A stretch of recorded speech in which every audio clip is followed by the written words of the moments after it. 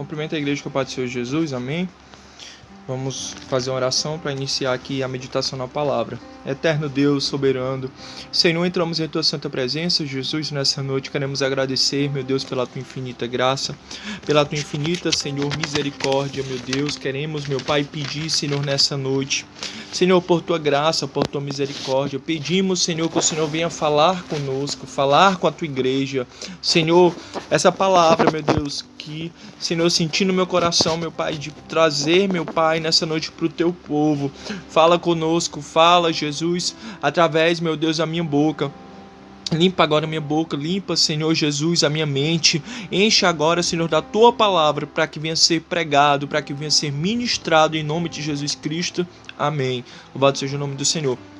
A palavra de hoje está no livro, na verdade, na carta de Tiago, capítulo 4, versículo 10 apenas. O título dessa palavra é o perigo da busca pela autorrealização humana. O perigo da busca pela autorrealização humana. O versículo 10 diz assim: humilhai-vos diante do Senhor e Ele vos exaltará. Amém? Até aqui. A palavra, louvado seja o nome do Senhor, ela inicia com orientação. E essa orientação que o Senhor nos passa é: humilhai-vos perante a potente mão do Senhor e Ele vos exaltará.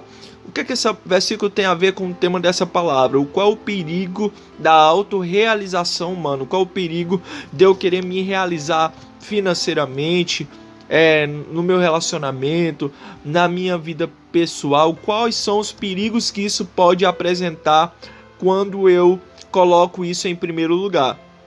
A realização humana, a parte de Deus, separada de Deus, é impossível de acontecer, pois a criatura não pode viver longe do Criador. Aí você já começa a entender aquilo que a palavra do Senhor quer falar aos nossos corações, que a felicidade, muitas vezes do mundo, a felicidade mundana, a felicidade pessoal, ela é passageira.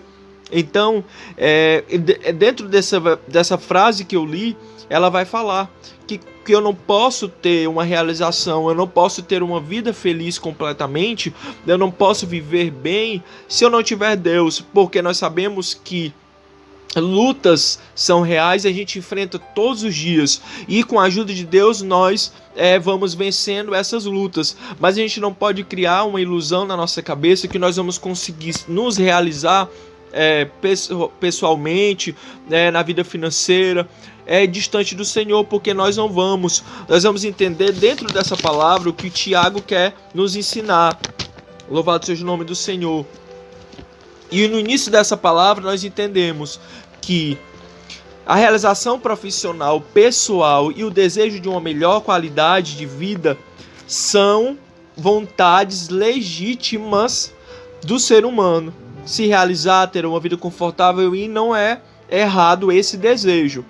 Embora o problema existe a partir de quando eu coloco isso em primeiro lugar, acima da minha vocação, acima do meu chamado que Deus me chamou. Esse anseio, na verdade, acaba se tornando uma obsessão, um desejo doentio e que nos segue espiritualmente, e que a gente coloca, a partir de quando nós estamos com essa ilusão da autorrealização, colocamos Deus e a nossa vocação de lado. E a gente começa a viver de uma forma que a gente só vive preocupado com aquilo que a gente vai fazer, com aquilo que a gente vai realizar. E a gente coloca dessa forma o Senhor Deus à margem da nossa vida para eleger um ídolo pessoal. Presta atenção, a gente coloca Deus à margem da nossa vida, coloca lá em último lugar e a gente elege um ídolo pessoal. E esse ídolo é o sonho pessoal, o sonho da autorrealização. E o Senhor nos chama a vigiar. Muitas vezes nós criamos expectativas em coisas terrenas e por muitas e diversas vezes nós somos frustrados, porque esses sonhos não são os sonhos que o Senhor tem sonhado para nós. E a gente acaba, quando não acontece, se frustrando. Eu já passei por algumas situações dessa, e sempre que eu vejo agora uma nova oportunidade, eu peço ao Senhor que ele tenha misericórdia, que se for da sua vontade aconteça, se não, seja feita a sua vontade, porque a gente não pode viver criando expectativas em cima daquilo que a gente sabe que não é de acordo com a vontade de Deus. No versículo do 1 ao 3 diz assim, do capítulo 4 de Tiago: "Donde vêm as guerras e pelejas entre vós? Porventura não vem disto, a saber dos vossos deleites, que nós, membros, guerreiam. Cobiçais e nada tendes, sois invejosos e cobiçosos e não podes alcançar. Combateis e guerreais e nada tendes, porque não pedes. Pedes e não recebeis, porque pedes mal, para o guardardes em vossos deleites." Tiago, no capítulo 4, pergunta de onde vêm as guerras. E em seguida ele responde retoricamente dizendo: "Porventura não vem disto, a saber dos vossos deleites, a nossa própria vontade, que os vossos membros guerreiam." Aqui dentro dessa palavra, Tiago, que era um dos líderes da igreja de Jerusalém, denunciava um tipo de sabedoria maligna que estava predominando na igreja naquela época, uma sabedoria que era terrena, animal e diabólica. Porque entre aqueles crentes haviam guerras e pelejas, e isso não procede de Deus. Interesses próprios na sua própria vontade e a sua própria carnalidade. Eles estavam vivendo à margem, de acordo com as suas próprias ambições. E quanto estava nítido que o evangelho semeava a paz, e não era isso que eles estavam fazendo.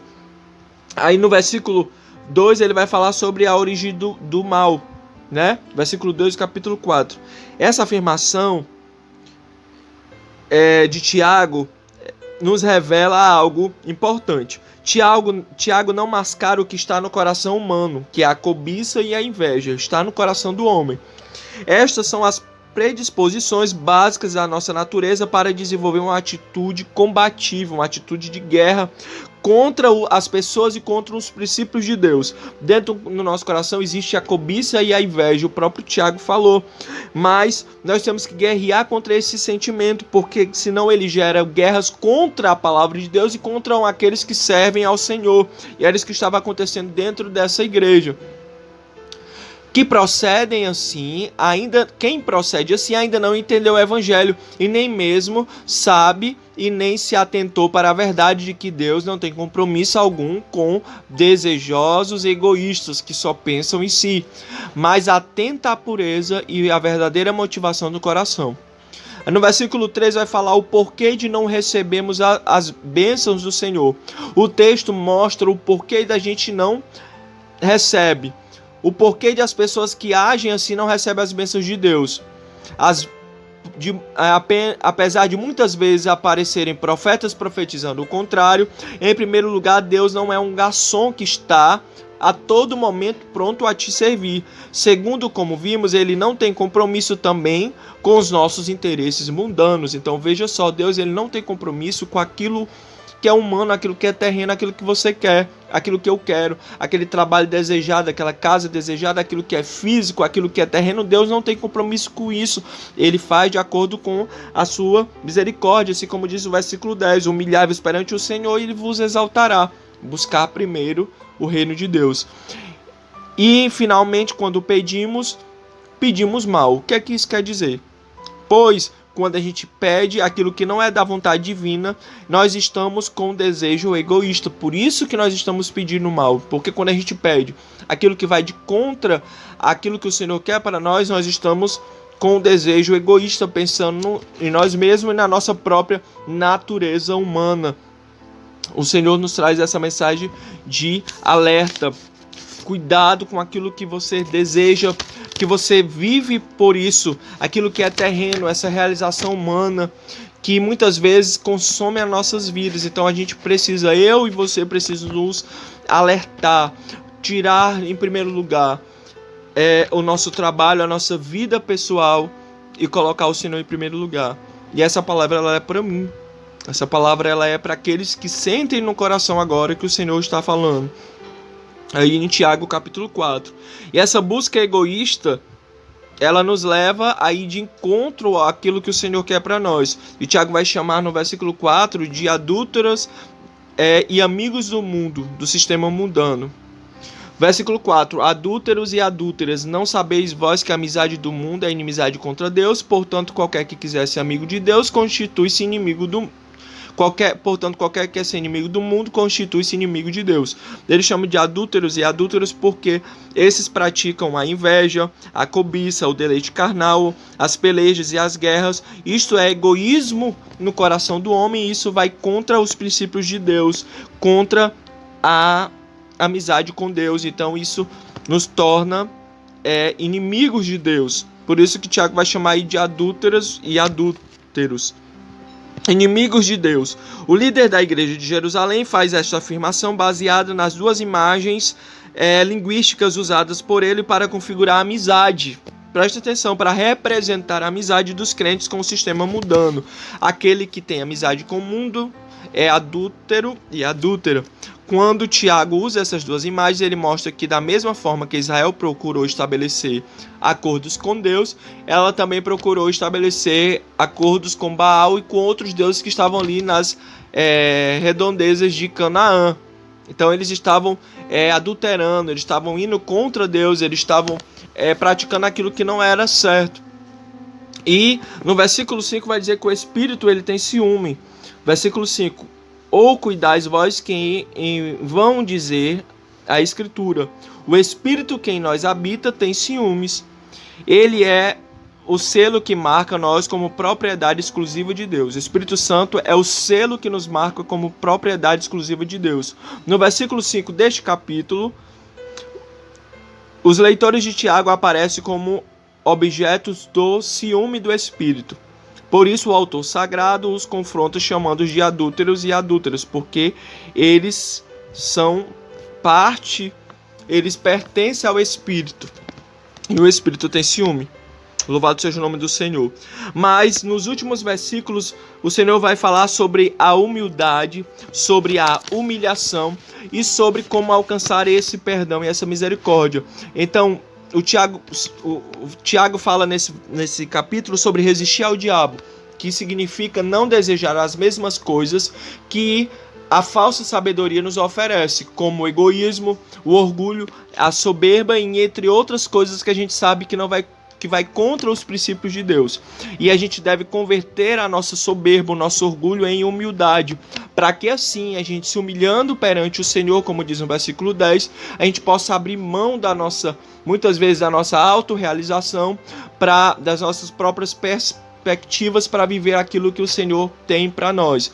Qual é a conclusão dessa palavra? A partir dos ensinamentos do Senhor Jesus, nós vamos desfrutar da verdadeira felicidade com Deus. Só há felicidade completa com Deus. Dinheiro, nenhuma realização humana vai completar a sua vida como Deus pode completar. Então guarde essa palavra, medite em Tiago 4 e que Deus te abençoe em nome de Jesus.